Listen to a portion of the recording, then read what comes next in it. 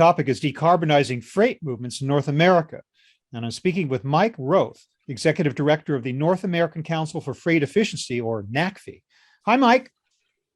Oh, hi, Robert. It's good to be here with you today. Thanks for joining me. I really appreciate it. So we are talking about the various elements of technology and the like that can lead to lower carbon emissions in freight movements in North America. And I'd like for you to just sketch for me what you think are some of those highlights. What first comes to mind to you right now as being one of the strongest possibilities at present time?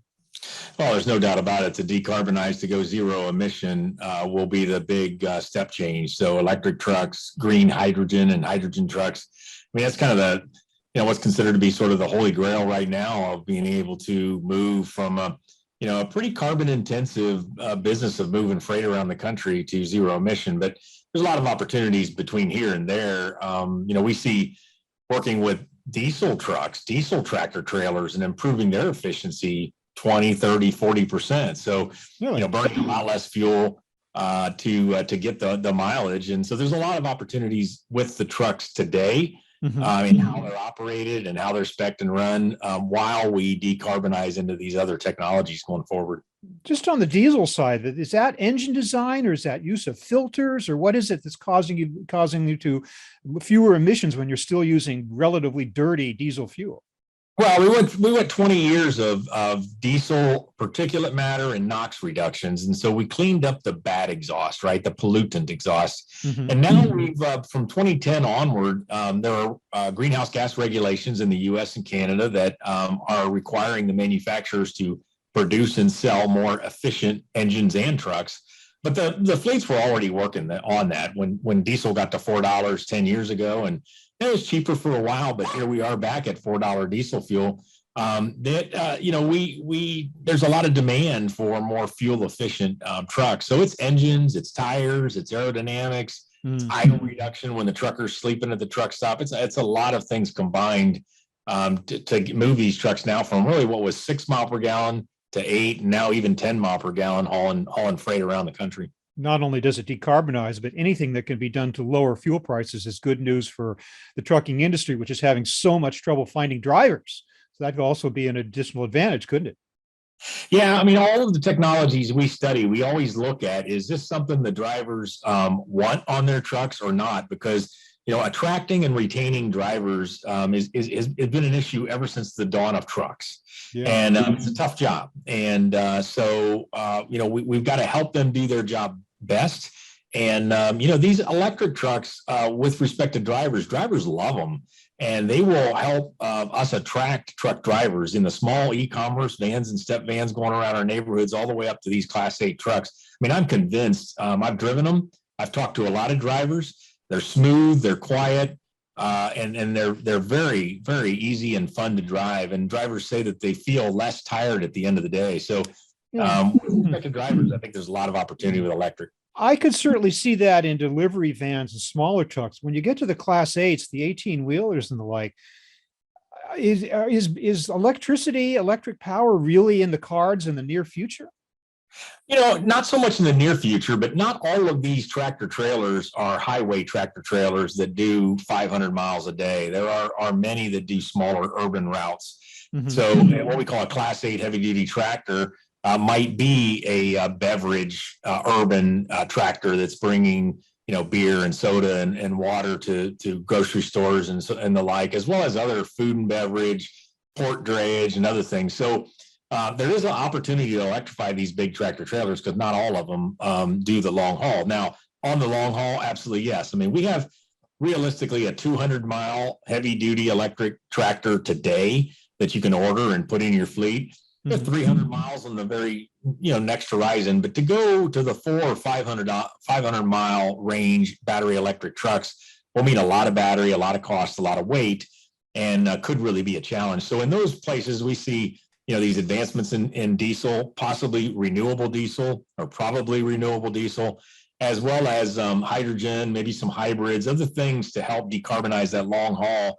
Yeah. And then who knows? I wouldn't bet against batteries in anything in the history. So we'll see how far batteries go in these trucks. Certainly, charging stations are an issue. We just heard recently that President Biden wants to allocate billions of dollars in new charging stations. Most of those would be, of course, for passenger vehicles.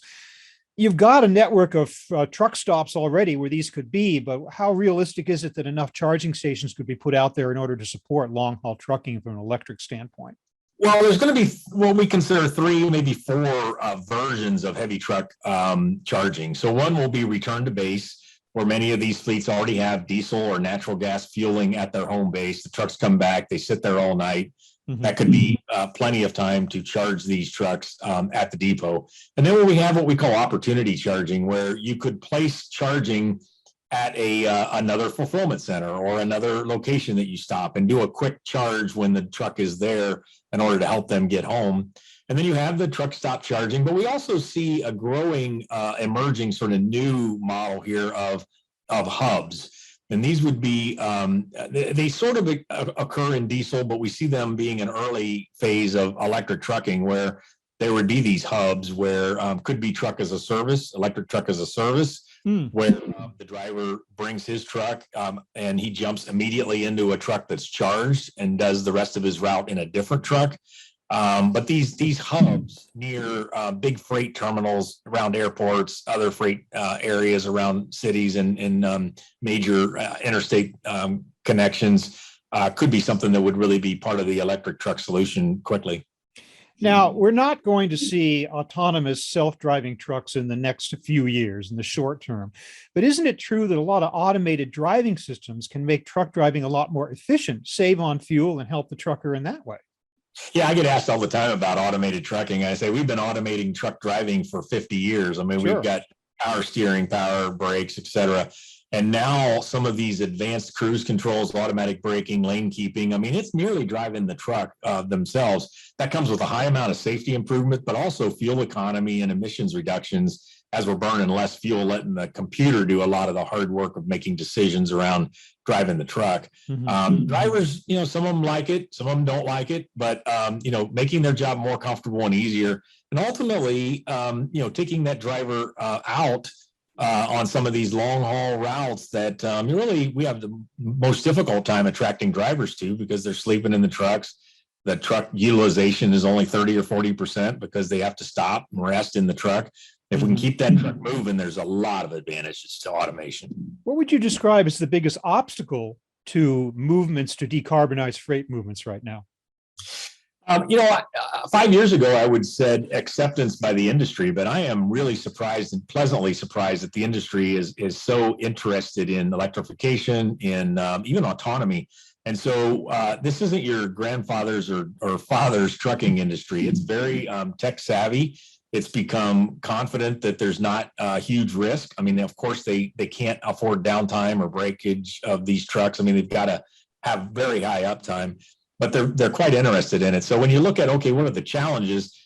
This charging infrastructure that you brought up earlier is likely the biggest challenge. I mean, how do we get that much power or that much hydrogen to these trucks in these locations? I mean, it's a lot.